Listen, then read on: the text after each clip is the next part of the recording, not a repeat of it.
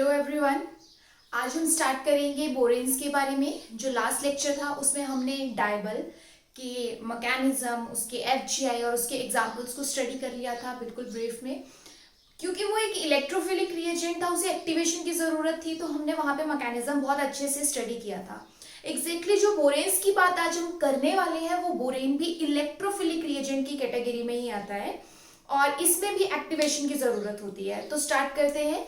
अच्छा, इसके अलावा एक बहुत इंपॉर्टेंट सिंथेटिक यूटिलिटी भी मिलेगी हमें बोरेन में, वो भी हम स्टडी करेंगे। यानी हर रिएजेंट में जो एक स्पेशल फीचर मिल रहा है जो वो बहुत अच्छे से करता है बाकी रिएजेंट्स के कंपैरिजन में, वो तो हमें स्पेशली वहाँ पे स्टार मार्क करना है, इंपॉर्टेंट मार्क करना है, वो सबसे इंपॉर्टेंट चीज़ है। ठीक है, तो चलो स्टार्ट करते हैं।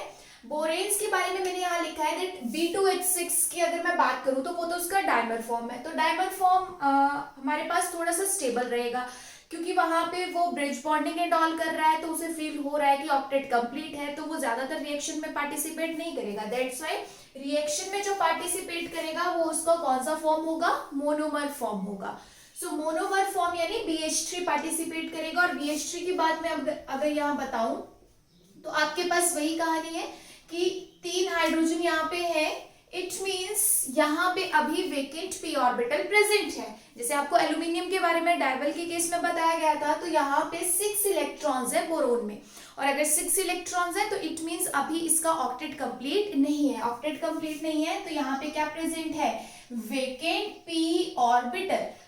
और अगर वैकेंसी रहेगी इट मींस इलेक्ट्रॉन एक्सेप्ट करने का पावर रहेगा। अगर इलेक्ट्रॉन एक्सेप्ट कर सकता है तो हमें यहाँ पे जो फंक्शनल ग्रुप है वो ऐसे चाहिए जो इलेक्ट्रॉन इजीली डोनेट कर सके। यानी नेचर तो इसका भी कैसा है? इलेक्ट्रोफिलिक। बट हम क्या देख रहे हैं कि अगर इलेक्ट्रॉन डेंसिटी ज्यादा है किसी भी फंक्शनल ग्रुप में, तो जो बोरेन्स है उनके साथ जो रिएक्शन है वो बहुत फास्ट होगा। जितनी ज्यादा इलेक्ट्रॉन डेंसिटी से आपके पास अगर हम बात करें कार्बोक्सिलिक एसिड हो गए, एमाइड हो गए, अगर इस तरीके के फंक्शनल ग्रुप रहेंगे जो इजीली इलेक्ट्रॉन डेंसिटी दे सकते हैं, तो उनके साथ रिएक्शन बहुत फास्ट होती है। और वजह आपको पता चली, इलेक्ट्रोफिलिक है। इलेक्ट्रोफिलिक है तो इलेक्ट्रॉन एक्सेप्ट करेगा उसके बाद ही हाइड्राइड डोनेट करेगा। तो इस बात का खास ध्यान रखिएगा कि यहाँ पे अब हाइड्राइड आपको 3 मिल सकते हैं, लेकिन पहले इसे एक्टिवेट करना पड़ेगा। डाइबल के केस के जैसे एक्टिवेट करके ये अपना एक हाइड्राइड देगा, फिर अगेन न्यूट्रल फॉर्म में आ जाएगा। तो न्यूट्रल फॉर्म से फिर इसको एक्टिवेशन चाहिए तो फिर हाइड्राइड दे सकता है। तो इसके पास कहने को तो 3 हाइड्रोजन हैं जो हाइड्राइड की फॉर्म में दिए जा सकते हैं, but it needs activation first. तो इस बात का ध्यान रखिएगा। आप सोचो कि यहाँ पे पहले से इसकी जेब खाली है और फिर आप कहो कि एक हाइड्राइड भी हमें दे दे, तो भैया ऐसे पॉसिबल नहीं होगा। पहले इसे खुद को फील होना चाहिए कि मेरा ऑक्टेट कंप्लीट हो रहा है, उसके बाद ही ये हाइड्राइड डोनेट कर सकता है। चलो अब बात करते हैं हम यहाँ पे इसके एफजीआईज की, फंक्शनल ग्रुप इंटरकन्वर्जन की। और इसके एफजीआई में जो सबसे इंपॉर्टेंट सिंथेटिक यूटिलिटी की बात मैं कर रही थी वो ये फर्स्ट 2 पॉइंट्स हैं। सिंथेटिक यूटिलिटी में हम क्या बात कर रहे हैं कि अगर आपके पास किसी फंक्शनल ग्रुप में कार्बोक्सिलिक एसिड भी है और एस्टर भी है, तो ये कार्बोक्सिलिक एसिड को रिड्यूस करेगा इनटू अल्कोहल, बट एस्टर को रिड्यूस नहीं करेगा। यानी ये प्रेफरेंस किसके लिए शो करेगा? कार्बोक्सिलिक एसिड के लिए।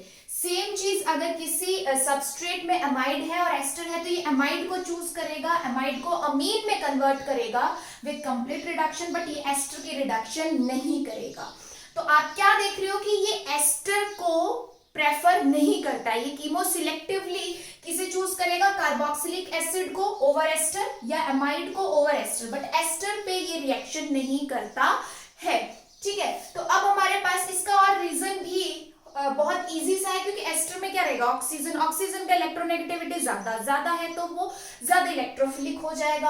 अब ये खुद इलेक्ट्रोफिलिक है, ये भी इलेक्ट्रोफिलिक है, तो रिएक्शन जो है 2 इलेक्ट्रोफिलिक के बीच में बहुत आसानी से होती नहीं है। एक इलेक्ट्रोफिलिक होना चाहिए तो दूसरा न्यूक्लियोफिलिक होना चाहिए। तो दैट्स व्हाई ये सबसे इंपॉर्टेंट है जो आपने ध्यान रखना है। आपसे ये इंटरव्यू में भी क्वेश्चन पूछा जा सकता है, एग्जाम में तो आता ही आता है, इंटरव्यू में भी पूछा जा सकता है कि अगर आपके पास एस्टर और एमाइड में से हम सिर्फ एमाइड को रिड्यूस करना चाहते हैं, एस्टर को रिड्यूस नहीं करना चाहते, तो कौन सा रिएजेंट यूज किया जा सकता है? तो आपके पास आंसर क्या होगा? BH3 यानी बोरेन्स को यूज किया जा सकता है।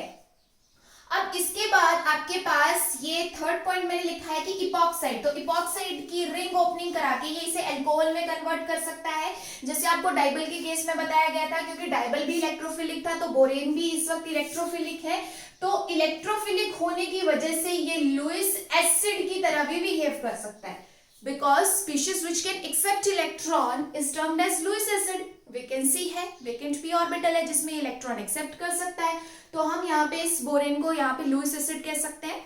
और जब भी एसिडिक कंडीशन रहेगी, आपको लास्ट लेक्चर में ही बताया गया था कि जब रिंग ओपनिंग करानी होगी इपॉक्साइड की अनसिमेट्रिकल में, तो वो कौन सी साइड से होगी? मोर सब्स्टिट्यूटेड साइड से। एक टर्म याद करवाई गई थी, बेसलेस। बेसिक है तो लेस सब्स्टिट्यूटेड से, एसिडिक है तो मोर सब्स्टिट्यूटेड से, क्योंकि वहां कार्बोकेटाइन ज्यादा स्टेबल बनता है। दैट्स व्हाई आपके पास अगर इपॉक्साइड की रिंग ओपनिंग करनी है, अगर तो सिमेट्रिकल है, दोनों तरफ से बराबर चल रहा है, कोई दिक्कत नहीं है, फिर तो तुम कहीं से भी कराओ। बट इन केस अगर ये अनसिमेट्रिकल हो गई, तो जो आप हाइड्राइड डोनेट कराएंगे वो कहां से कराएंगे? मोर सब्स्टिट्यूटेड साइड से। और मैकेनिज्म तो यहाँ पे भी SN2 ही रहता है, तुम इपॉक्साइड की रिंग ओपनिंग कहीं भी करा लो, वो SN2 मैकेनिज्म ही रहेगा। नेक्स्ट जो सबसे इंपॉर्टेंट है बोरेन्स के साथ, वो है हाइड्रोबोरेशन। हाइड्रोबोरेशन आपके पास हाइड्रो एल्यूमिनेशन की तरह ही है। हाइड्रो एल्यूमिनेशन था addition of hydrogen and aluminium, hydroboration है addition of hydrogen and borane. तो आपके पास बोरेन तो नहीं, बोरोन, राइट? मतलब बोरेन तो कंप्लीटली ऐड हो रहा है, तो हम यहाँ पे किस किस की? हाइड्रोजन की और बोरोन की जब एडिशन करा रहे हैं एल्कीन पे या एल्काइन पे, तो वो हमारे पास कौन सी प्रोसेस कहलाती है? हाइड्रोबोरेशन। अच्छा, एडिशन इसका भी सेम होगा, मैकेनिज्म इसका भी मार्कोव-निकोफ रूल को फॉलो करेगा, यानी हमें जो बोरोन है, बोरोन के साथ वाला पार्ट है, वो वहां ऐड करना है जहां सब्स्टिट्यूशन कम है, और हाइड्राइड वाला पार्ट हमें वहां ऐड करना है जहां सब्स्टिट्यूशन ज्यादा है। ये सारा मैकेनिज्म आपको डीप में लास्ट लेक्चर में डाइबल में बताया गया था, सेम वही यहाँ फॉलो किया जाएगा। फर्क सिर्फ इतना है, वहां एल्यूमिनियम था, यहाँ बोरोन मिलेगा। तो एल्कीन या एल्काइन को हम हाइड्रोबोरेशन प्रोसेस में देख सकते हैं बोरेन्स के साथ, जिसमें से अगर ट्रिपल बॉन्ड होगा तो डबल में कन्वर्ट होगा, डबल बॉन्ड होगा तो सिंगल बॉन्ड में कन्वर्ट होगा, यानी alkyne into alkene, alkene into alkanes. Okay, तो ये भी इंपॉर्टेंट है हाइड्रोबोरेशन वाला स्टेप। उसके बाद अगर मैं बात करूं लैक्टोन की, नाइट्रो ग्रुप की या एसिड क्लोराइड की, तो देखो लैक्टोन एक्चुअली क्या है तुम्हारे पास? Cyclic ester. जब ये एस्टर पे ही नहीं काम कर रहा तो साइक्लिक एस्टर को भी ये प्रेफरेंस शो नहीं करेगा। नाइट्रो हो गए, एसिड क्लोराइड हो गए, जिनका इलेक्ट्रोफिलिक नेचर बहुत ज्यादा है, ये उन पे रिएक्शन शो नहीं करता, ये उनके लिए प्रेफरेंस बिल्कुल भी नहीं दिखाता है, ठीक है? तो इस तरीके के ग्रुप्स पे ये रिडक्शन नहीं करेगा। बात करो अगर एल्डिहाइड और कीटोन की, तो एक्टिवेट करके इनकी रिडक्शन हो जाती है इनटू अल्कोहल, बिकॉज ऑलमोस्ट जितने भी आप रिड्यूसिंग रिएजेंट्स पढ़ोगे उनमें सिर्फ एक हाइड्राइड डोनेट करने का फर्क रहता है, सिर्फ एक हाइड्राइड डोनेट किया और वो अल्कोहल में कन्वर्ट हो जाते हैं, एल्डिहाइड और कीटोन, तो इनके लिए ज्यादा दिक्कत नहीं आती है। तो एक्टिवेट अगर हो जाए बोरेन इन सब्स्टिट्यूएंट्स के साथ तो वो अल्कोहल में कन्वर्ट हो सकता है। बट इन केस आपके पास चॉइस दिया जाता है कि एक सबस्ट्रेट एल्डिहाइड या कीटोन वाला है और एक रिएजेंट उसमें बोरेन है और एक रिएजेंट लिथियम एल्यूमिनियम हाइड्राइड है, तो किससे रिएक्शन कराना चाहेंगे? तो ऑब्वियसली आंसर होगा लिथियम एल्यूमिनियम हाइड्राइड, क्योंकि एल्डिहाइड और कीटोन को रिड्यूस करने के लिए लिथियम एल्यूमिनियम हाइड्राइड को किसी एक्टिवेशन की जरूरत नहीं है, लेकिन बोरेन को पहले एक्टिवेट होना है, उसके बाद हाइड्राइड डोनेट करना है, और ये तो चाहता है कि सबस्ट्रेट मुझे इलेक्ट्रॉनिकली रिच वाला मिले, तो थोड़ा सा ये वहां पे आनाकानी करेगा।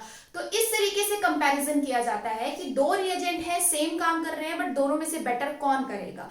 लेकिन अगर आपके पास सपोज सबस्ट्रेट में एल्डिहाइड कीटोन ही दे दिया, एरो पे कंडीशन बोरेन ही दे दी, तो फिर उसके पास कोई चॉइस नहीं है, वो एल्डिहाइड और कीटोन को रिड्यूस करेगा अप टू अल्कोहल। तो ये हमारे पास कुछ इंपॉर्टेंट FGIs है बोरेन्स के केस में, जिसमें आपने सबसे इंपॉर्टेंट जो याद रखना है वो ये कि ये एसिड की रिडक्शन करता है ओवर एस्टर, एमाइड की रिडक्शन करता है ओवर एस्टर। एसिड कन्वर्ट होगा किसमें? अल्कोहल में। अमाइड कन्वर्ट होगा किसमें? अमीन्स में, ठीक है? इसके बेसिस पे क्वेश्चंस पहले आ चुका है जो मैं अभी आपको करवाऊंगी, ठीक है? और साथ में ये हाइड्रोबोरेशन वाला, ये भी बहुत इंपॉर्टेंट है। ये वाले जो आपके पास फर्स्ट और थर्ड वाला पॉइंट बनता है, इससे कई बार क्वेश्चन आ चुका है, ये सबसे इंपॉर्टेंट वाला पार्ट